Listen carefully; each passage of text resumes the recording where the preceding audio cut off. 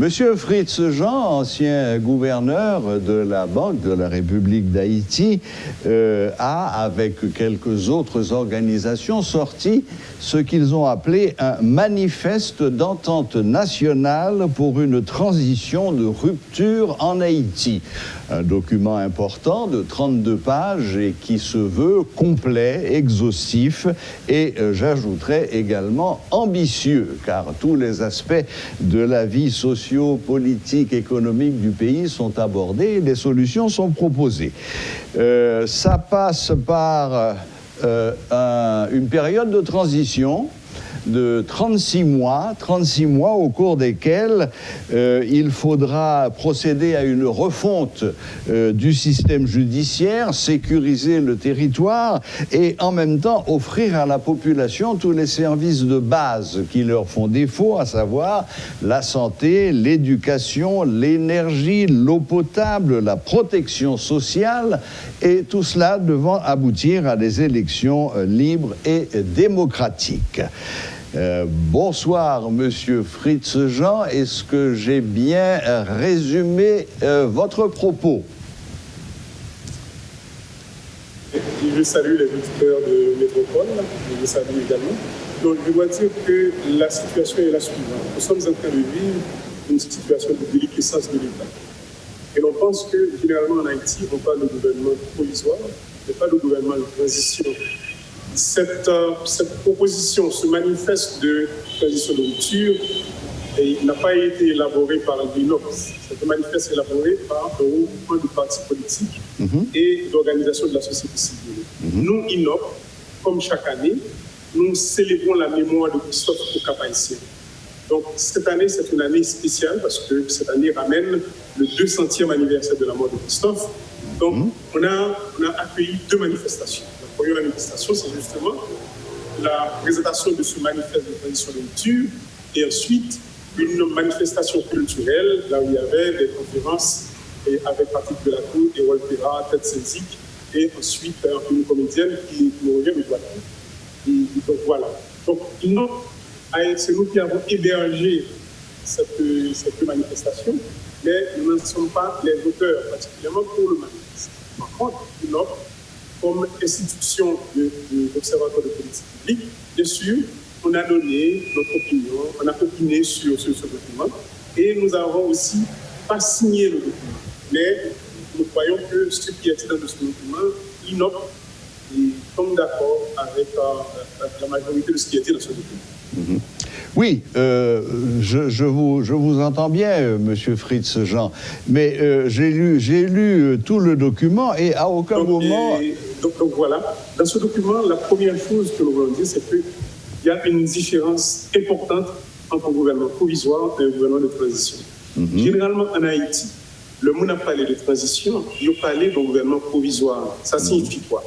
Lorsqu'il y a des tensions sociales et des tensions politiques, et ce qui est fait, c'est que pour pallier ces tensions, il y a avec des discours, soit des discours de quota social, soit des discours, soit des promesses aussi d'amélioration de la situation des gens, et ils mettaient en place un gouvernement provisoire qui permet d'arriver à des élections, et nous arrivons à partir des élections avec un nouveau gouvernement qui, malheureusement, prend en considération les causes premières qui font que nous sommes tombés en crise. C'est pour ça que le manifeste a dit il y a cette nécessité de la mise en place d'un gouvernement de transition qui permettra d'adresser ces problèmes fondamentaux. On a parlé de problèmes fondamentaux, on a parlé, par exemple, de problèmes de relations incestueuses entre l'État et un part du secteur privé. On a parlé des problèmes de gouvernance, comme tout le monde connaît des problèmes de corruption dans un pays qui gangrène l'administration publique. On a parlé de problèmes de justice, on a parlé de problèmes de sécurité. Vous regardez ce qui est arrivé hier soir avec le chef de sécurité de l'ex-sénateur Yuri Lapotu, et nous profiter de l'occasion ça pour nous dire condoléances à la famille du chef de sécurité sénateur Yuri Lapotu et présenter sympathie au sénateur Yuri Lapotu et à sa famille. Donc, ce pour dire qu'il y a des difficultés dans ce pays. Regardez par exemple le problème de gang qui a pullulé dans le pays. Donc, ça devient totalement incomprenable. Donc, nous vivons dans une situation de désinstitutionnalisation dans le pays. Et comme généralement tout le monde connaît, institution, c'est lui-même qui est au cœur du fonctionnement du pays. Le fait structure incitative de l'économie, ce sont les institutions. Et tout le monde connaît, tout le monde qui a regardé politique, qui a regardé économique, qui a regardé fonctionnement social au pays, nous connaît que les institutions, ce sont des contraintes que les humains se donnent pour pouvoir interagir. Donc, si les institutions n'ont pas existé, on vit un problème. Donc, manifeste, ça, c'est justement, manifeste à adresser le problème de déliquescence institutionnelle qui vient dans le pays. Et on a dit, pour nous arriver justement à l'autre gouvernement, il importe dans le pays, pour nous adresser le problème fondamental, pour nous commencer à mettre sous pied institutionnel, pour nous faire que Haïti prenne l'autre pas en avant. Oui, bien l'histoire écrit, un des buts que vous poursuivez, c'est, je lis, la réconciliation de la population avec les structures de l'État. Bon, il est évident que journée jodia, et personne ne va faire l'État confiance. Ou parler de déliquescence de l'État, bon, nous constatons chaque jour. Et les dernières élections ont eu un taux de participation, on va dire ridicule, pratiquement. Et là, qu'on est là, nous voulons faire des élections. Donc, d'appli document très complet, il très généreux, il très ambitieux, mais à aucun moment, on va avoir un document qui nous pourra financer toute bagaille ça. Avec quel argent vous allez offrir des services de santé, d'éducation, d'énergie, d'eau potable, de protection sociale à la population? En 36 mois. Il pensait que ça, c'est fondamental. Et sur ça, c'est une question fondamentale. Et là, on a parlé de refonte institutionnelle en pays, justement. On a parlé de refonte des institutions de perception en pays. Tout le monde, généralement, on a parlé de perte au niveau de la douane, qui ont généralement adressé les économistes autant que les institutions internationales. On peut toujours parler, par exemple, des problèmes qui arrivent au niveau de la frontière. Mais nous, au niveau de la douane, nous ne pouvons pas ce qu'on a regardé là. La douane, nous ne pouvons pas ce qui est tout près, tout proche de nous. Nous perdons entre 300 et 400 millions de dollars en l'an. Et si nous ne pas adresser le problème de gouvernance dans le pays, ces problèmes, ça, voilà, une fois adressé, il va permettre de nous donner les moyens. Mais c'est évident que le problème que nous gagnons, même si que nous adressons le problème de gouvernance à Konyala, ce n'est pas sûr que nous allons gagner les ressources nécessaires pour nous faire face à besoin pays. Parce que le besoin est important. Et d'ailleurs, dans un document qui innove, lui-même que le publié, nous avons dit, il y a de ça 2 ans, pour faire face aux problèmes de ce pays, on nous dit que pour gagner un gouvernement, il est même d'accord pour entrer dans tout un processus de nettoyage institutionnel. Et pour répondre à besoin pays, on a besoin de 600-700 millions de dollars. Et d'ailleurs, pour cette année, nous avons perdu la campagne agricole d'hiver. La campagne agricole de printemps a été grandement menacée. Donc, c'est évident que situation, par exemple, que au chapitre dit que nous avons 4,7 millions de monde qui est en situation d'insécurité alimentaire, nous avons près de 2,7 millions de monde en Haïti qui est en situation d'urgence alimentaire, c'est évident que nous ne pouvons pas résoudre pour ça. Donc, il y a 2 choses à faire. Non seulement une réforme institutionnelle là, pour permettre que nous ayons moyens pour répondre à la situation, mais tout, il faut que nous regardions ailleurs. On n'a pas de ailleurs. Il faut qu'il y ait l'autre négociation qui est faite avec nos partenaires internationaux, particulièrement les institutions de financement international, pour nous regarder comment Haïti doit faire face à ces urgences. Bon, je vous ai bien compris. Et maintenant, en ouais qui moyen nous gagne pour nous arriver à faire ça. Moi que n'a préconisé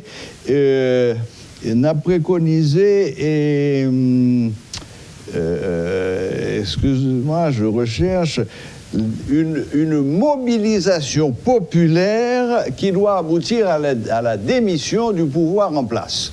Qui sont entendus par mobilisation populaire. Parce que mobilisation populaire, nous voyons ça chaque jour.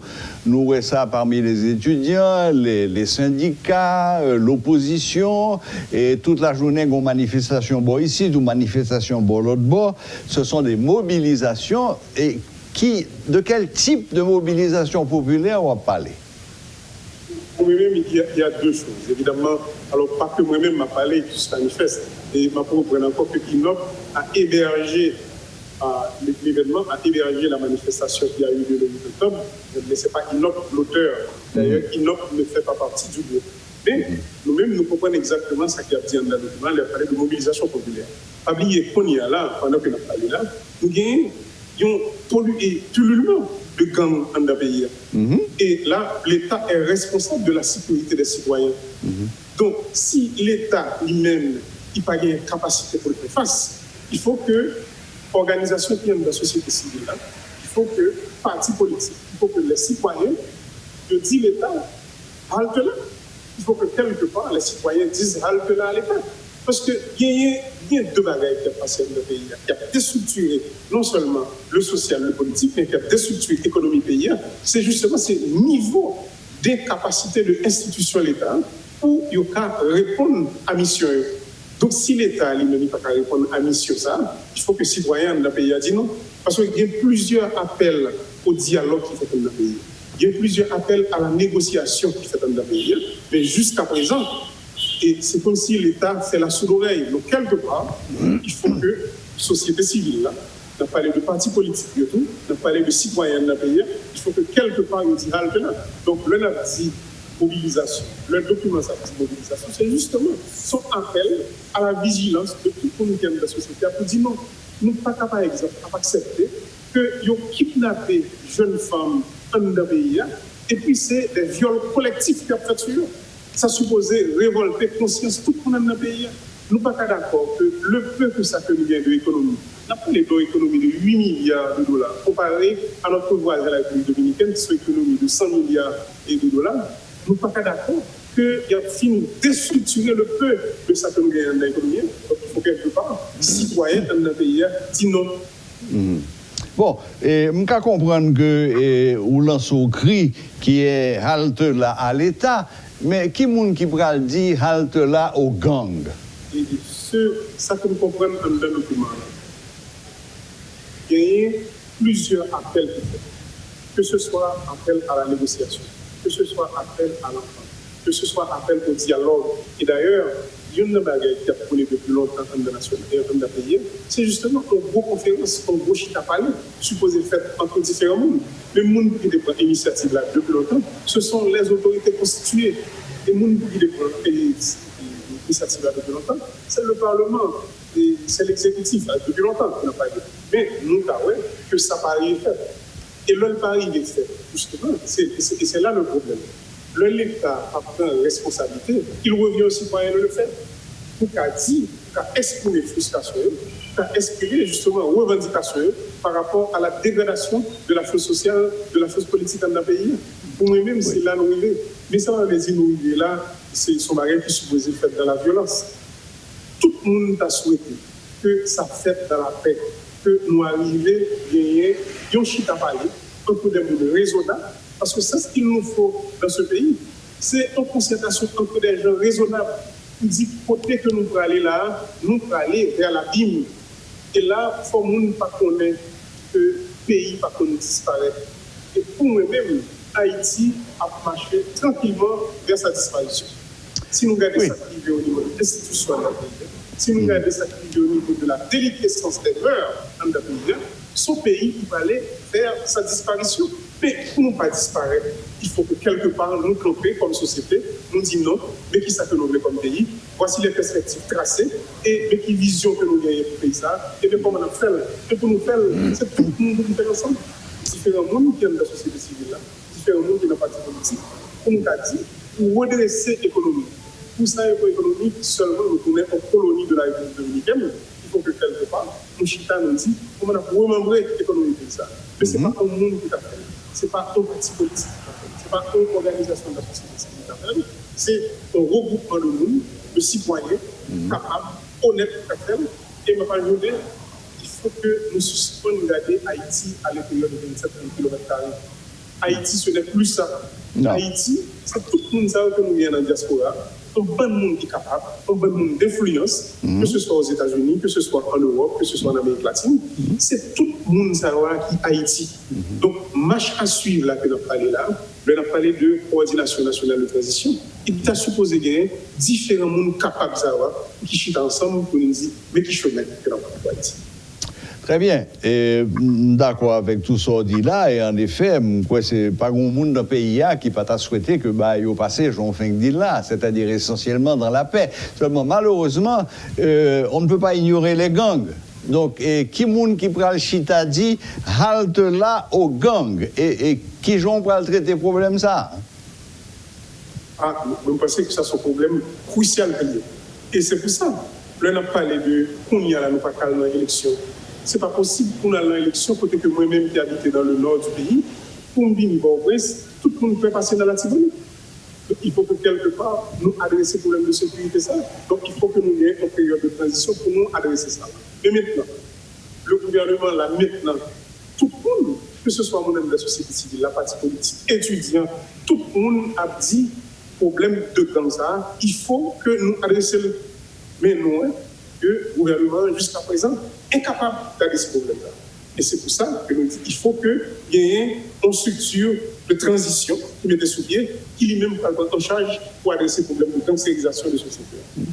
Bon, ok, mais grand pile moun Kabdo, que ça c'est du wishful thinking, c'est des vœux pieux. Et pour qui ça au gouvernement et de transition est capable de régler le problème gang là plus que le gouvernement actuel là. Les gangs sont les maîtres de la rue aujourd'hui. Monsieur Clark, moi je dit deux choses. La première, tout gouvernement, c'est lui-même qui est responsable de la chose publique. C'est lui-même qui est responsable de la justice, c'est lui-même qui est responsable de la sécurité du pays. Exact. C'est la première. La deuxième chose, que nous voulons accepter ou pas accepter, les gangs, ce n'est pas eux-mêmes qui déportent des armes dans le pays. On nous dit que le kidnappement de nos armes, gang, ce n'est pas eux qui déportent des munitions dans le pays. Donc, il y a des gens qui sont placés, que ce soit au niveau du gouvernement ou en dehors du gouvernement. Ce sont ces gens-là qui sont en train de déporter des munitions pour les gangs et les armes.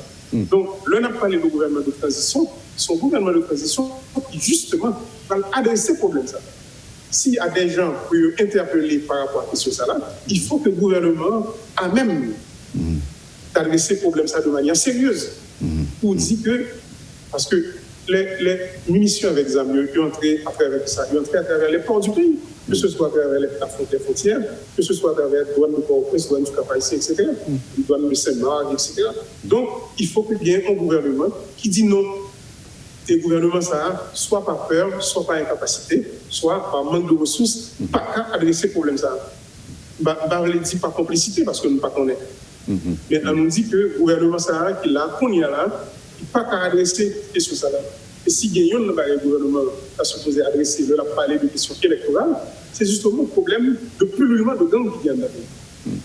Oui, bon, ça ce ne sont pas des vœux pieux pour nous-mêmes, il y a des pouvoirs très clairs dans notre monde, côté que le gang veut des armes, côté que le gang veut des munitions dans le pays. C'est des pouvoirs qui sont faits à travers des gens capables de faire importation. Et côté que André, c'est à travers les douanes de ce pays. Oui. Donc, tout gouvernement qui est en place, tu supposé prendre des dispositions pour répondre à ce problème. Très bien, monsieur Fritz Jean. Bon, et finalement, ça c'est le premier document. Je suspecte que ça c'est le premier document. Est-ce que bientôt nous pourrons paraître avec un chronogramme d'exécution? Est-ce qu'il y a des étapes? Quelle est la prochaine étape? La prochaine étape, évidemment, c'est tout un processus de rencontre avec différents secteurs en la vie nationale. Là. Et ça, c'est une première étape qui franchit au Cap-Haïtien, côté que tu as gagné plus de 40 d'organisations et partis politiques qui deviennent au Cap-Haïtien. Ils sont entrés le 7 et ensuite ils ont accepté d'assister à la manifestation culturelle qui a fait 8 ans. Donc, c'est en pile organisation qui était là, organisation qui sont en presse, qui sont au Ghana, qui sont dans l'ouest, la Tibonite, nord, nord-est et dans le sud qui était là. La prochaine étape, c'est continuer à parler avec votre groupe, parce que Pabillé, il y a différents groupes qui ont parlé de transition en Afrique. Est-ce que l'on voit cette transition de la même manière? Pas nécessairement. Je pense que diversité, ça, c'est lui-même qui est richesse. Donc, supposé qu'il y ait un travail de rapprochement qui fait entre différents pôles politiques pour nous arriver chute ensemble pour la mise en place de cette coordination nationale de transition. Donc, si vous voulez, la prochaine étape, c'est justement la mise en place de cette coordination nationale de transition avec l'apport des différents groupes dans ce pays.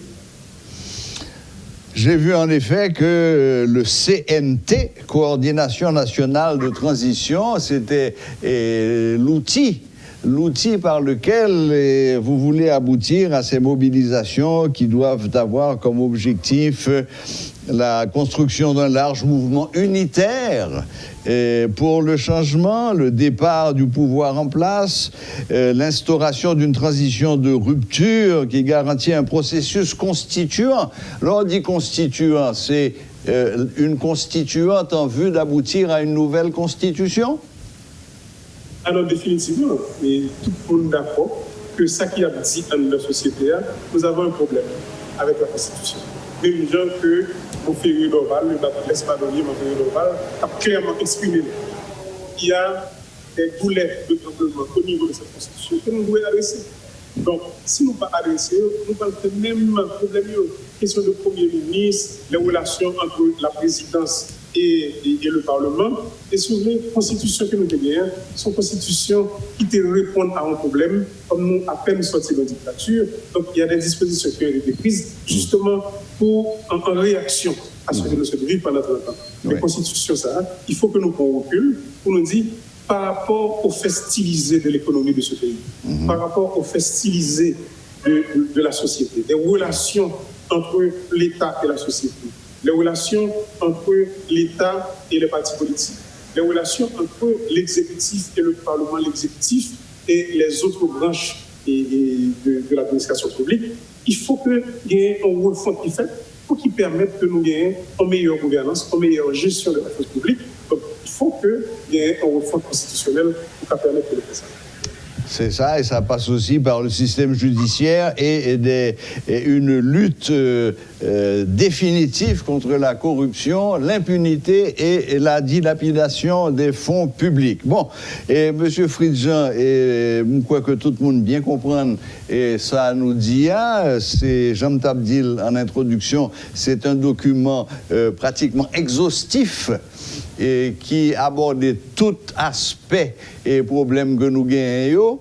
Et donc, n'aptend la constitution de la coordination nationale de transition, et puis le SAA ou a accepté nous l'autre interview et pour nous calper devant. Avec grand plaisir. Mais nous avons dit, avant que l'entrevue a fini, nous avons dit qu'il y a des problèmes cruciaux que nous avons confrontés là.